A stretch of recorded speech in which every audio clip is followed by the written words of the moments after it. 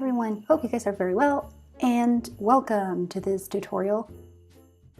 So when I first started on Procreate, I really didn't know how to use it because I mainly use markers and things like that and colored pencils to draw. So when I first got Procreate, I really thought it was a very daunting but great tool to have. So I just want to just give you a little pinpointers, if you will, and hopefully that will help you with your Procreate journey. So the first thing you're gonna see are these three buttons here: select, import, and photo. So, and this plus sign. You tap on it, and then you can either share, duplicate, or delete. To be really honest, I find that a bit unnecessarily complicated. So if you just want to do either of those things, just swipe left and you will have the same options. I think it's worth mentioning that if you're working on Photoshop or in a Photoshop file, you can export that file into Procreate as well as scans that you want to retouch. So that's that. You can obviously create as many new canvas sizes as you want. I basically just use screen size and square. I created this one, which is the iPhone size, because I made a wallpaper that I share on my stories on Instagram, which is this one. Let's say we're gonna create something with the screen size. I used to find these icons very, very scary because they have so many options within them. So I'm just gonna go through the ones I think are the most useful, cool, or less obvious, but all of them are really, really fun to explore. Now, this may be quite obvious, but instead of importing a photo of a sketch you drew on paper, you can just take a photo of it and you trace it here. Now, these copy, canvas, and paste options, you don't really need to use this ones. There is a shortcut that we'll see in a minute that I think it's way easier to use than this thing.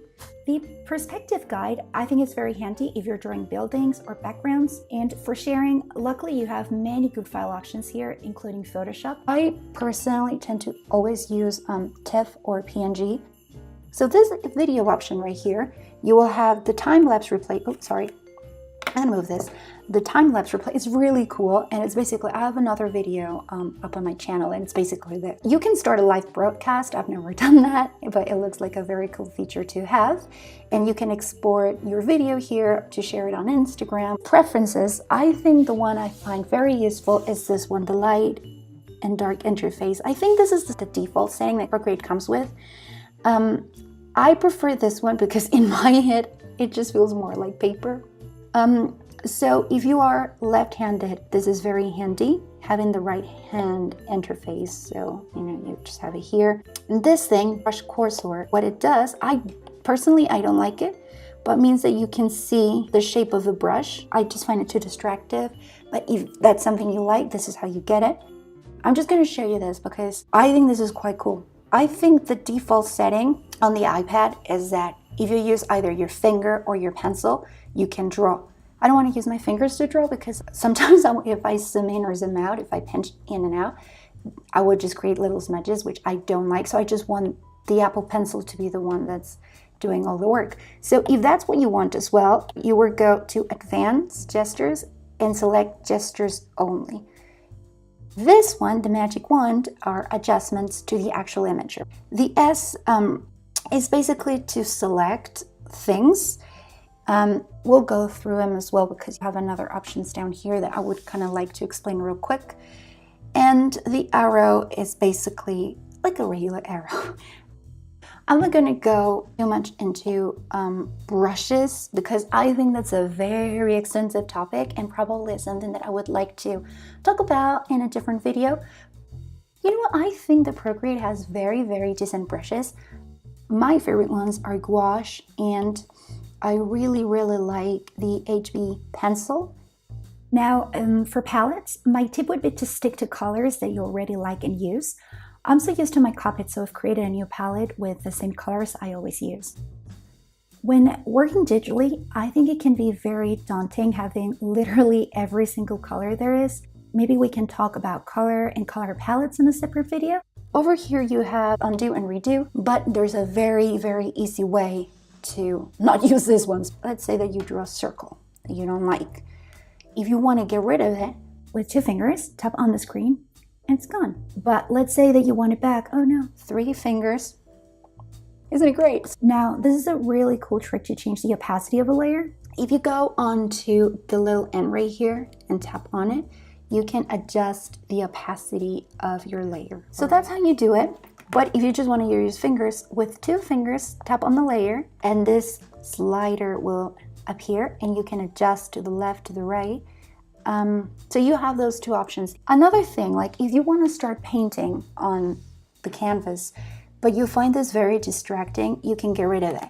Use 4 fingers, tap once, they're gone. If you want them back, 4 fingers, they're back. But I don't particularly like having them gone, I want them back. So you can just like tap on that. Let's say that we don't want the sketch.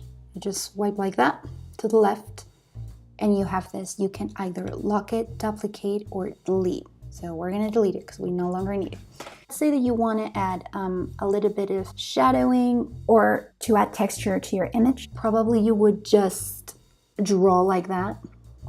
Oh, and the opacity is kind of down. So sorry about that. But yeah, you would just probably just do that.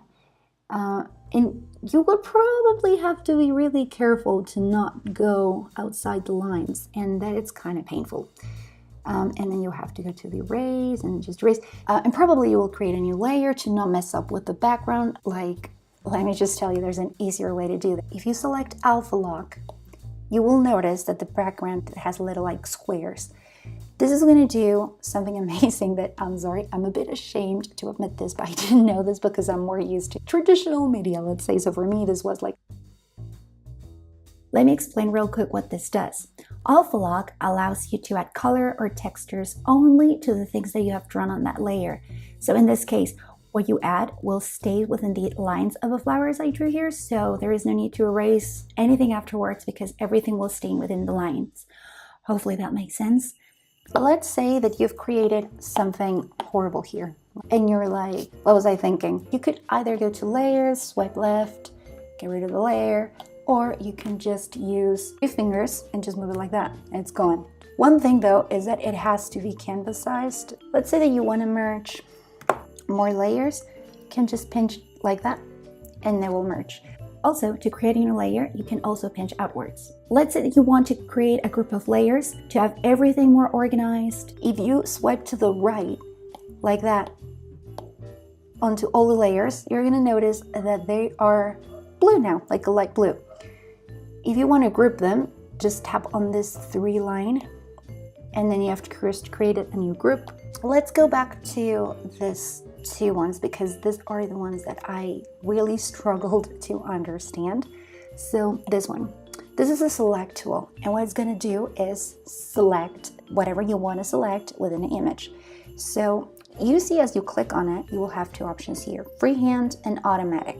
Freehand will, as the name says it will allow you to select everything that you want to select. Automatic will select basically everything, or it will just create an automatic selection. Sorry if this is just too obvious. If you have outlined something but you have made a mistake, you will have the plus sign and the minus sign, and that basically means that if you want to add more things to the selection, then you can just press here and continue selecting, and if you want to subtract to that selection, then you hit the minus sign. Remember I told you about the copy and paste shortcut? Well, if you slide down with your fingers, you get this menu. And if you want to copy something, it will appear in its own layer. If you want to copy something onto a new canvas, you can copy that, create a new canvas, and copy here in the new canvas. If you have magnetic selected, that means that if you want to resize things, it's not really going to change the proportions of the image. If you have freeform, that means that you can basically change the proportions as you want. Now, this bunch of confusing images are basically to flip the image and do things like this. To be really honest, you can do that with your hand. This makes things a little bit faster, I guess, but oh well. This thing inverts the selection. Let's say, just for the heck of it, let's copy what it's selecting and add a new layer. It has selected everything but that. This little button here, it just means that it's just whatever you've selected, you're going to create a new layer with that thing selected. So there's no need to go and like copy, paste, and all of that. It will automatically do it on its video. Hopefully it wasn't too either obvious or boring, but yeah, so that was it. But thank you so much for watching. See you guys later.